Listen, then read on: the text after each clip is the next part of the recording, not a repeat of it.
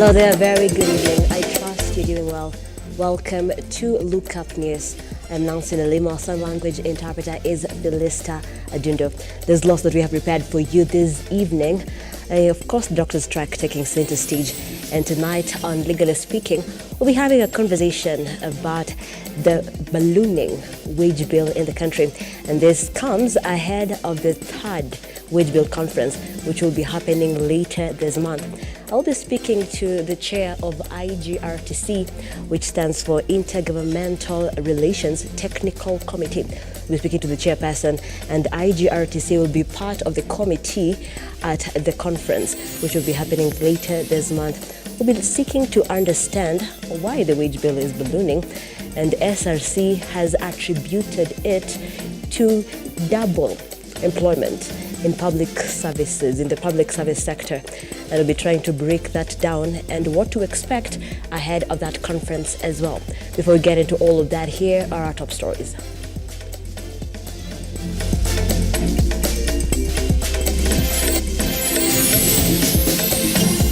Tonight on Lookuptv News. Doctors' strike enters day 22 as government spokesperson Isaac Mwaura calls the strike illegal. Agriculture CS, KEBS and NCPB to appear before parliamentary committee in the fake fertilizer probe. And police in Kwale arrest 50 people suspected to be involved in criminal activities and recover stolen goods worth over R1 million.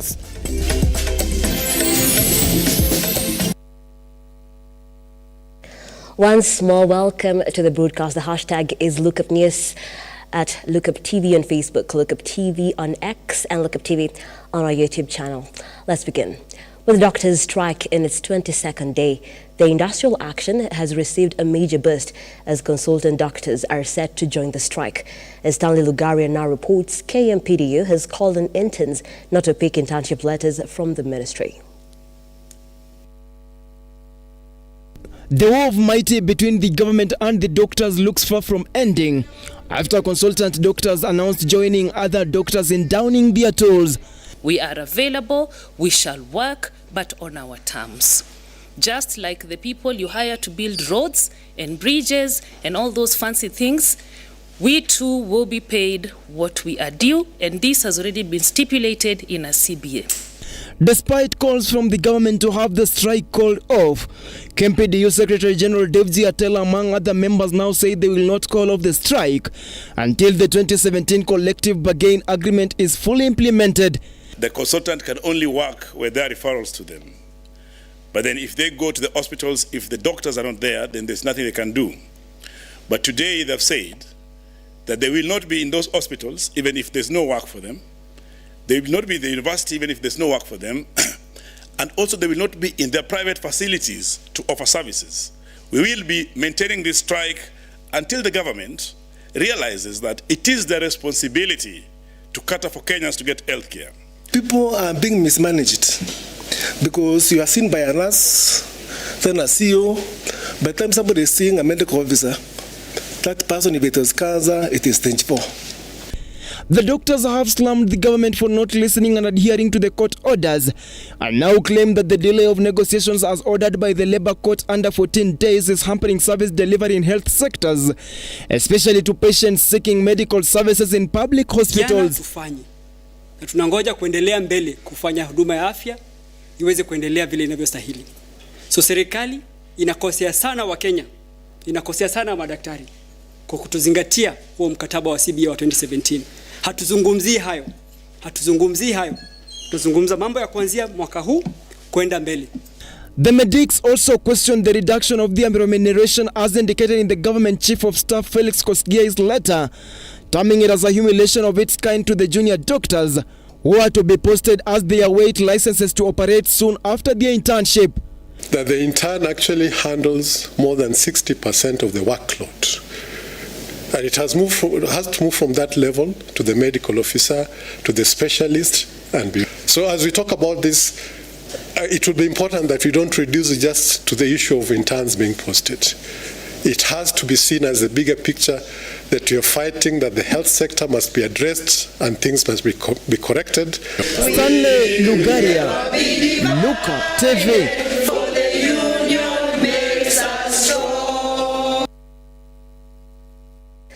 And staying on that, following the decision by doctors to reject the offer given to them by the national government, government spokesperson Isaac Mwaura has faulted the medics over failure to resume duty.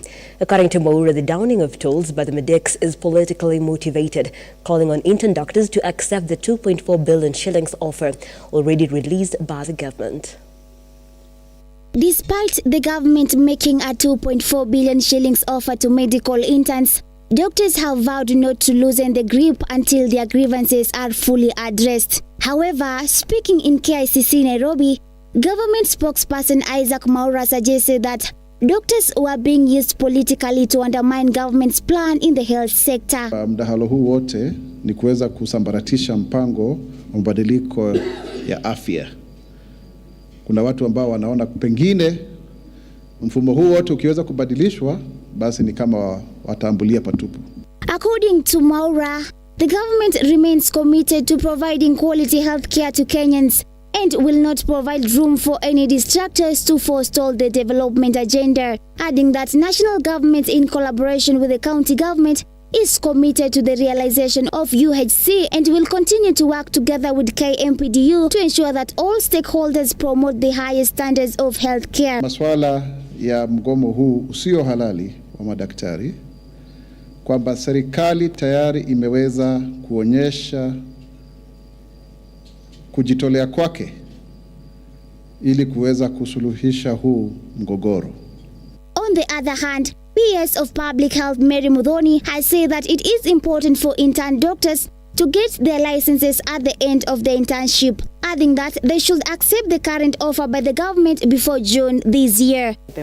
It would be important that they get their licenses after internship, and that is why the government has gone ahead to release a huge amount of 2.4 billion shillings, which if it gets to June, it will go back to Treasury. So who loses? I lose and you lose. We don't have to go back to that point. Shamila Baraza, Lookuptv. The National Assembly Committee on Agriculture has commenced investigations regarding fake fertilizer, which has left thousands of farmers in limbo as the planting season beckons. The committee has summoned KEBS, SPL Limited and NCPB officials over the fake fertilizer sold to farmers. This comes as government spokesperson Isaac Mwaura continued to defend Agriculture CS Mythical Nturi amid calls for his resignation.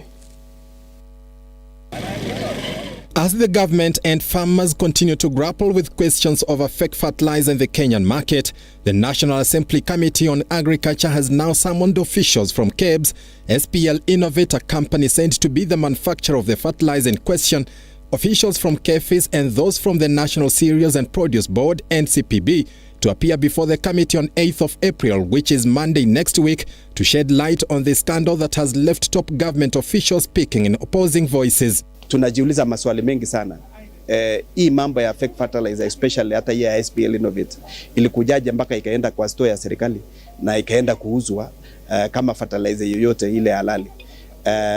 Na hata ingawa hii fertilizer haikuwa among ile ya program ya subsidized fertilizer. Ina mambo mengi ambayo tunajiuliza na tutapata majibu wakati tutapatana na hizi institutions. The committee has additionally put the Agriculture Cabinet Secretary Mythical Nturi to task over his stand that there is no fake fertilizer in the market, even after KEBS and other government officials confirmed the same. Waziri ambaye anakana mambo ambayo yamesha shirika la KEBS limeshatuambia kwamba yalikuwa ni mbolea ilikuwa mbaya.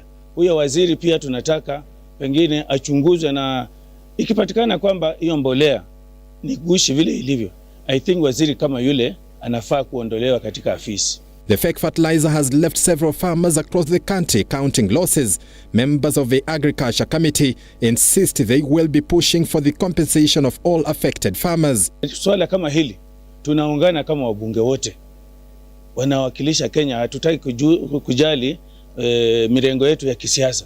Tuhakikisha kwamba Wakenya wamelima, wamepata chakula, wameuza na kadhalika. Na wale wachache ambao wanafanya hayo mambo Tunataka kusema kwamba wachukuliwe hatua kali, wanyimwe leseni siku zijazo. This comes even as the man in the hot seat, Mithika Linturi, has received backing from the government spokesperson Isaac Mwaura, who insists the CS has been unfairly singled out for criticisms. Investigations are ongoing over the allegations of fake fertilizer supplied to farmers with the aim of nailing down those behind the scam.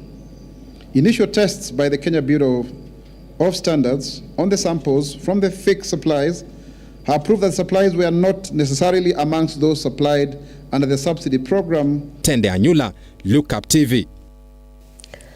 The United Democratic Alliance has defended the nomination of KRA boss Anthony Mwaura to head its National Elections Board and KPLC chairperson Joy Midivo to the Internal Dispute Resolution Committee.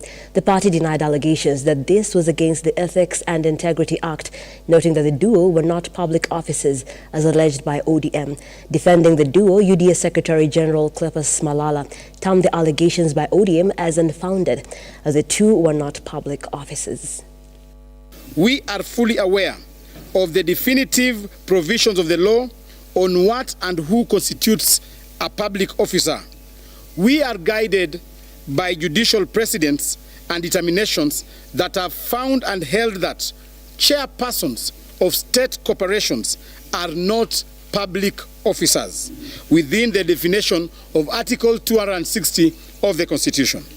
The requirements and qualifications to be a chairperson under the law is that one must not be a public officer. Board chairpersons are appointed by the president discretionally and are not remunerated as employees of the institutions that they chair. The accusation of ODM are therefore unfounded and benighted.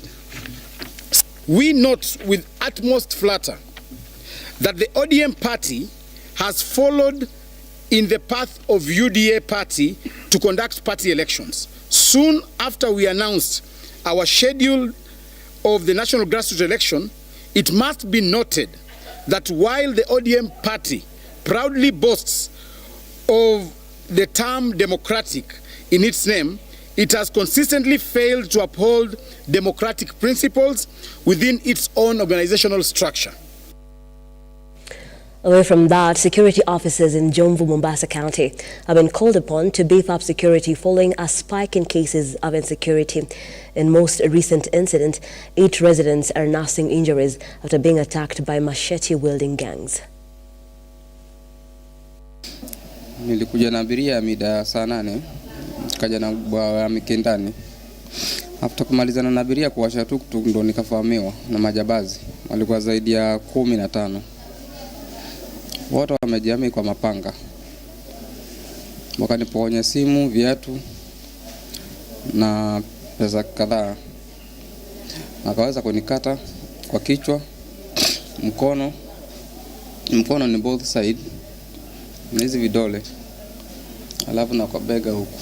Jana nilivamiwa saa 8 usiku kwa pali yangu wa kazi na vijana 15.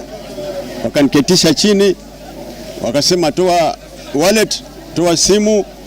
Mimi nikaambia chukueni mniwache. Anaitwa Masi Masambaga, imebidi tumlete hapa Makadara. Mguu wake anasema kwamba wakati hao vijana walikuwa nakatakata watu, baadaye polisi wakarespond, na walipokuja, so according to her, kwamba risasi ilipigwa na ikampata mguu. Polisi wakaweza kukabiliana nao na wakakamata 5. Kwa hivyo 5 watu majambazi 5 wako ndani ya wako mikononi mwa polisi, na maofisa wa uchunguzi wa jinai wanashughulikia. So natarajia by tomorrow watafikishwa kotini na waweze kujibu hayo mashtaka.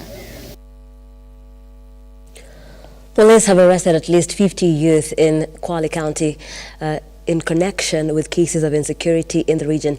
As Martin Mashara now files, the arrest come at a time when the government is stepping up efforts to ensure security is the order of the day in the vast coastal region.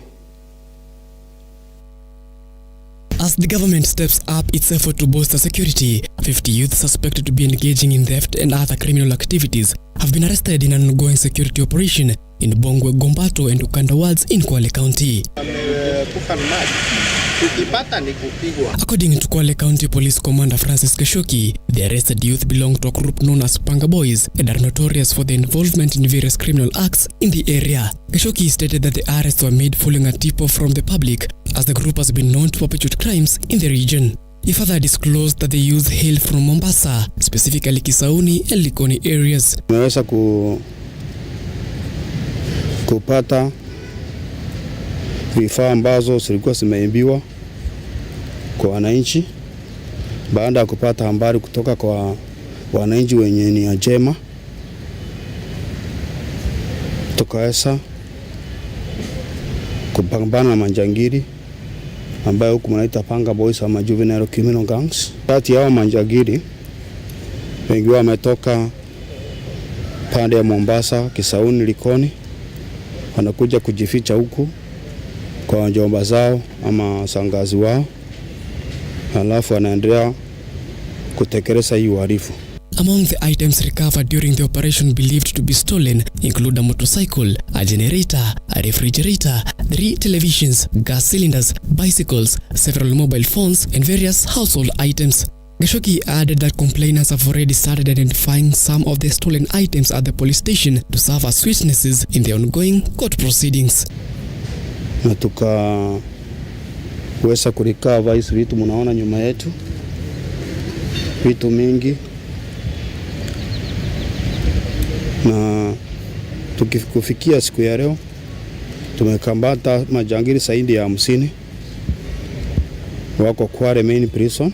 Wengine pahali ambapo tulitoa hizi vitu wengine walienda kotini na wengine wameenda leo, hata exhibits zingine zitapelekwa mbele ya koti leo na kesi inaendelea. Martin Masharia, Lookuptv. It's a good time for us to take a very fast break here on the program. When we come back, we'll run through a few stories and then get into a conversation of the night. We're talking about the wage bill conference. And of course, this comes at a time when the country's wage bill is ballooning. What is the way forward? I will be speaking to Kithinji Kiragu, who is the chair of the IJRTC. Don't go too far.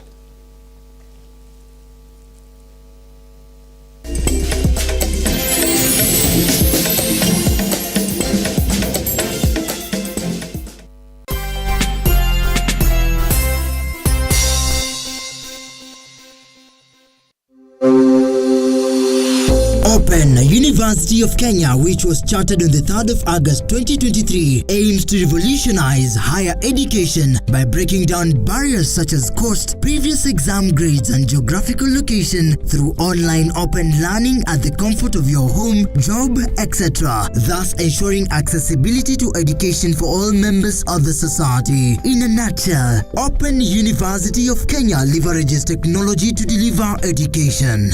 Open University has brought a new dawn in the Kenya education system, where learners are able to access education in a flexible, affordable, and all-inclusive.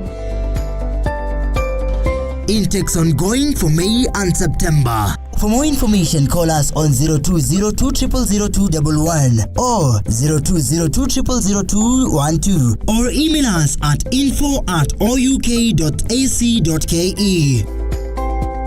Open University of Kenya, an innovative university for inclusive prosperity.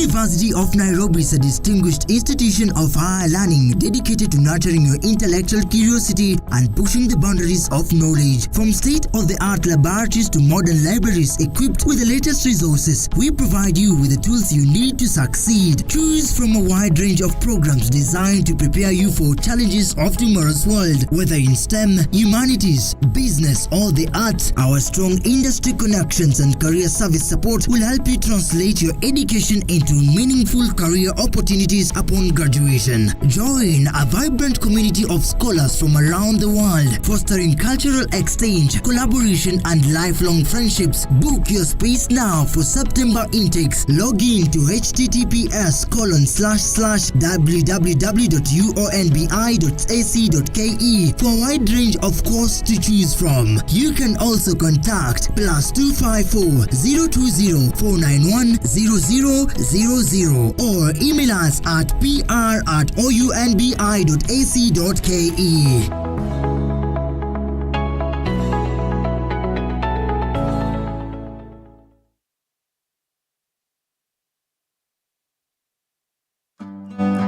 Next on Ukulima ni Mali.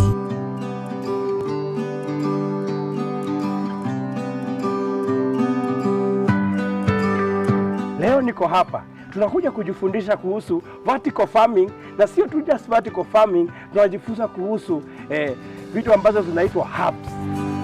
Herbs wewe mwenyewe, at least for one, unajua haujaka chemicals, even when you know ukitumia, juni direct from the farm to maybe the cup to your body, hakuna any negative effects. Hizi ni zile herbs zenye hadi mtoto unaweza pea without worrying. For example, una struggle na bad breath. Unaweza kwa before utoke badala kutumia breath mint, hizi za kununua una spray kwa mdomo, just chew. Chukua lips kadhaa, chew. Enda. Utakuwa unanukia hata wase hawata main kuongea na wewe. Sasa hadi unaniongelesha sisi niko tu hivi. Ukulima ni Mali, every Sunday at 4 p.m.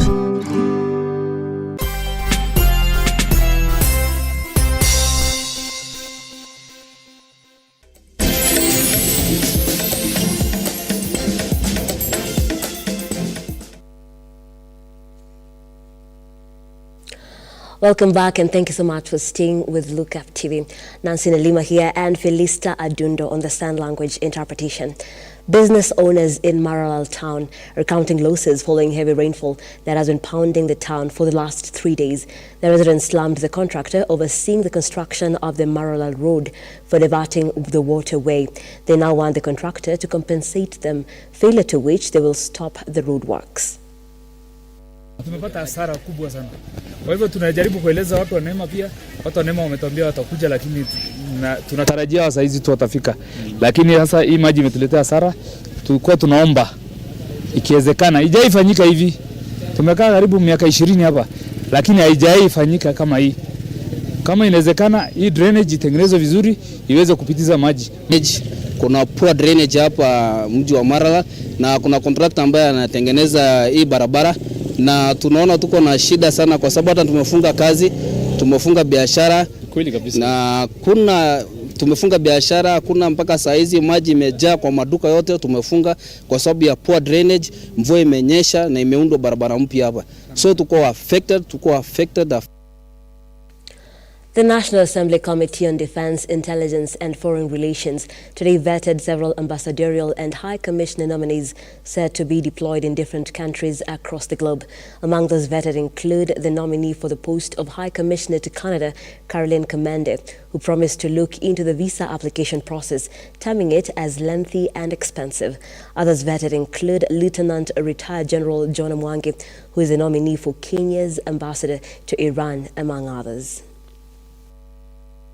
Thursday marked the first day for the vetting of ambassadorial nominees, with Caroline Kamende Daudi closing the business for the Belgut Nelson Koech-led Defense and International Relations Committee.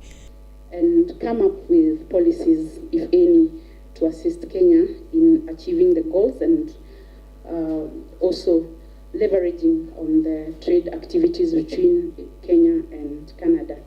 Kamende, who was nominated by President RUTO as Kenya's High Commissioner to Canada, noted that the current visa process acquisition is lengthy, as well as the visa fees being expensive, affirming her commitment to resolve the issue through bilateral talks between Kenya and Canada, as well as dealing with the export of skilled labor by working within existing frameworks and agreements to explore avenues for trade between the duo.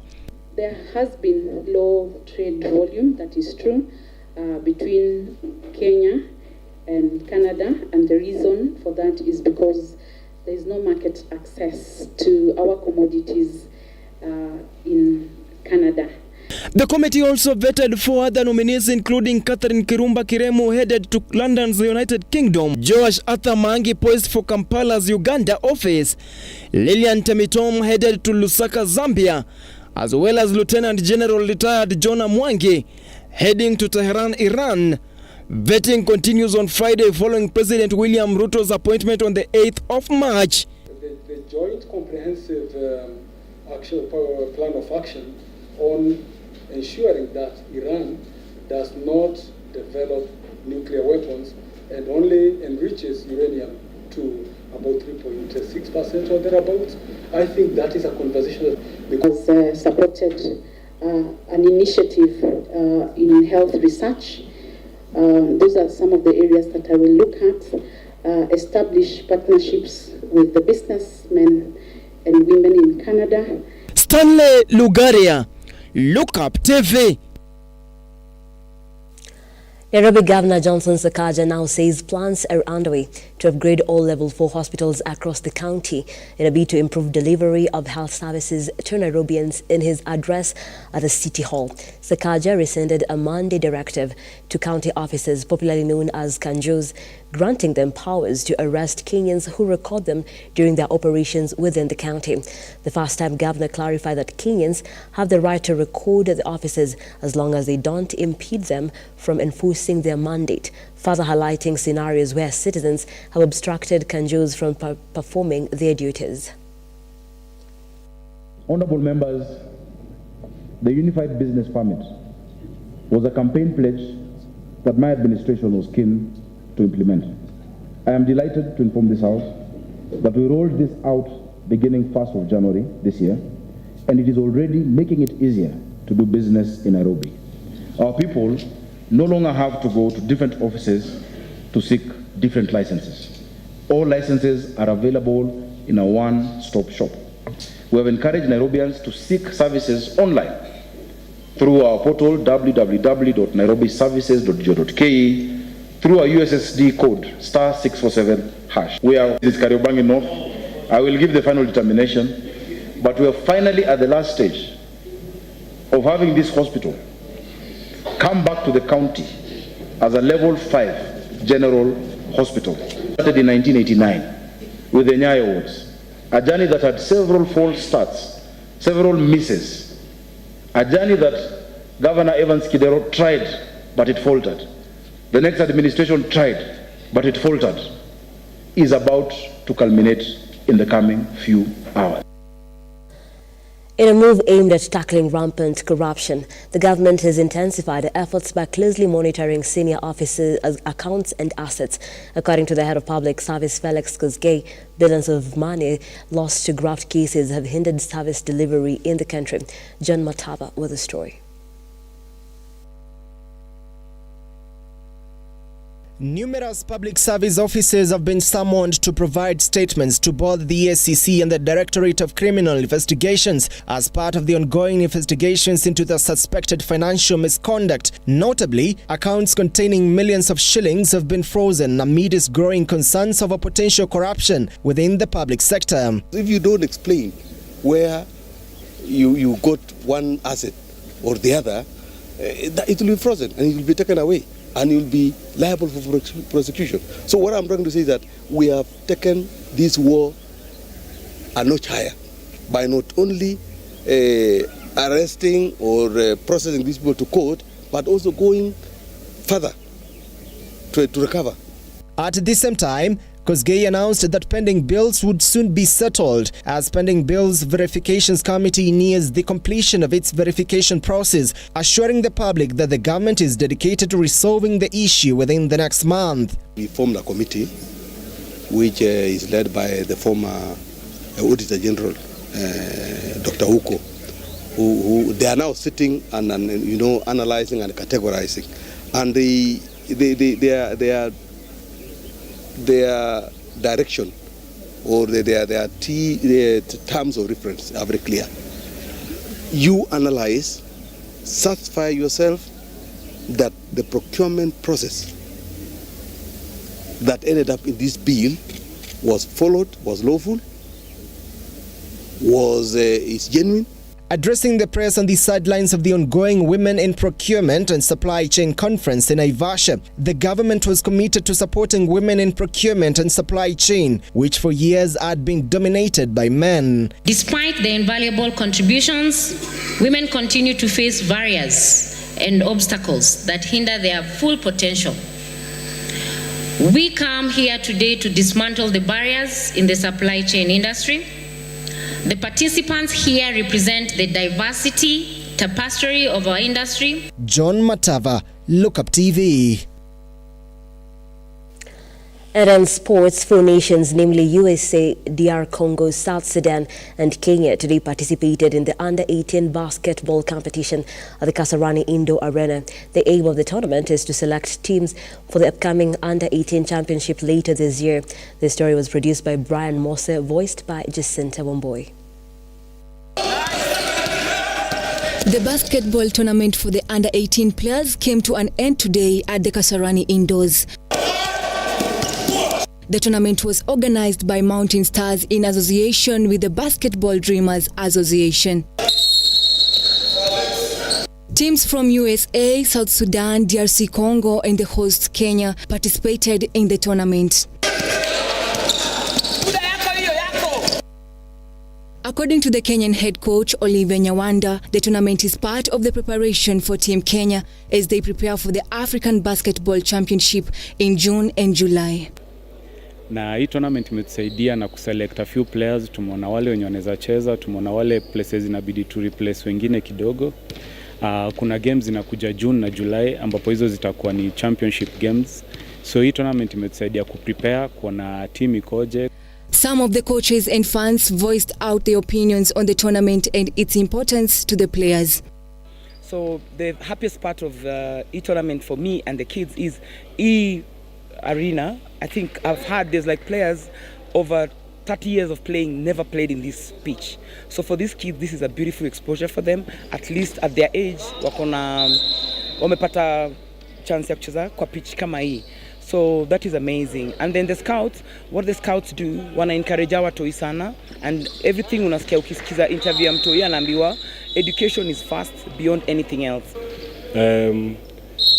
Hii tournament inatusaidia ku vitu vingi, but ndio ya mara kwanza tunakuja kuparticipate ku tournament kama hii. Inatufunza mengi. Mimi coach inanifunza mengi.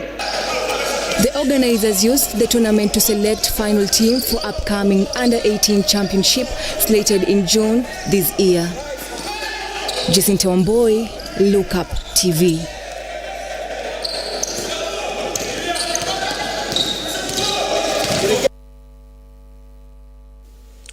Right, and we want to take another short break. And when we come back, we get into Legally Speaking. Tonight, we talk about the ballooning wage bill in the country coming ahead of the 3rd wage bill conference that is going to be happening from the 15th to 17th this month. I will be speaking to Kisinje Kiragu, who is the chair of the Intergovernmental Relations Technical Committee. In studio, don't go too far.